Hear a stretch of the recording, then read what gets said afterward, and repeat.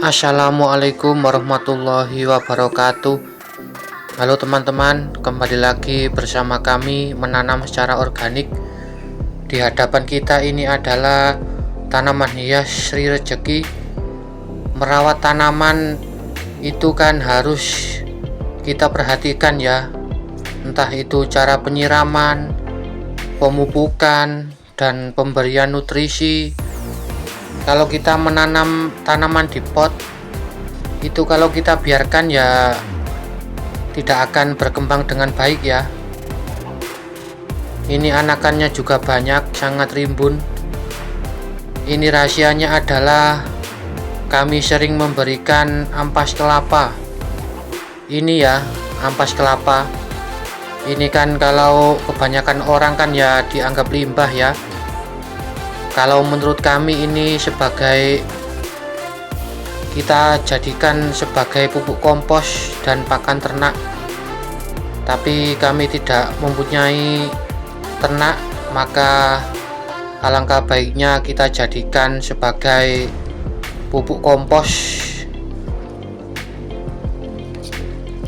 Ini cukup kita korek-korek ya. Kita korek-korek di pinggir-pinggir pot, dan kita langsung kasihkan ampas kelapa di media pot ini. Ini fungsinya adalah untuk memberi makanan mikroorganisme di dalam tanah ya, karena mikroorganisme itu kan berperan penting untuk pertumbuhan tanaman. Fungsinya adalah akan menyuburkan tanah karena bisa meningkatkan aktivitas mikroorganisme di dalam tanah yang baik untuk proses penyerapan nutrisi pada tanaman. Ini kandungannya juga banyak, sedikit unsur nitrogen, kalium, protein, dan serat, dan masih banyak lagi kandungan ampas kelapa untuk sebagai kompos instan ya, tanpa fermentasi, langsung kita berikan ke dalam media pot agar tanaman hias kita subur-subur dan sehat-sehat. Daripada dibuang sayang ya teman-teman, mending kita jadikan pupuk organik. Ini semua tanaman hias kami dan tabulan pot. Kalau istri habis memasak, itu ampasnya tidak boleh saya buang. Jangan dibuang, nanti akan saya pakai untuk pupuk kompos instan untuk menyuburkan tanaman hias. Ini tidak berlaku untuk tanaman hias saja ya, ini berlaku untuk semua jenis tanaman maupun pertanian, perkebunan juga sangat bagus. Ini kita kasihkan ke tanaman hias lidah mertua, kita korek-korek di pinggirnya dan langsung kita taburkan.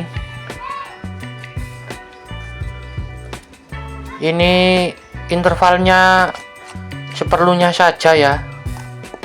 Kalau kami sih idealnya memberikan 1 bulan 1 kali sudah cukup, jangan sering-sering. Ini kita urai ya agar tercampur rata, dan habis ini kita siram. Tujuannya penyiraman kan menghindari semut. Kalau kita membiarkan ini berserakan, semut dan ayam akan langsung menceker-ceker ini kalau kita tidak menyiramnya, karena ayam tetangga kan banyak. Jadi kita langsung siram ya teman-teman, agar nutrisi cepat terserap oleh akar tanaman.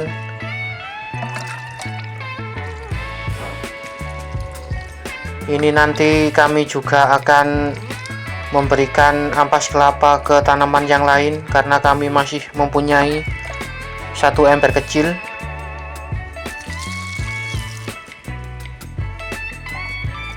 menanam tanaman hias di rumah itu selain untuk penghias juga untuk kesegaran oksigen ya, karena tanaman kan bisa menyaring udara atau menyaring polusi.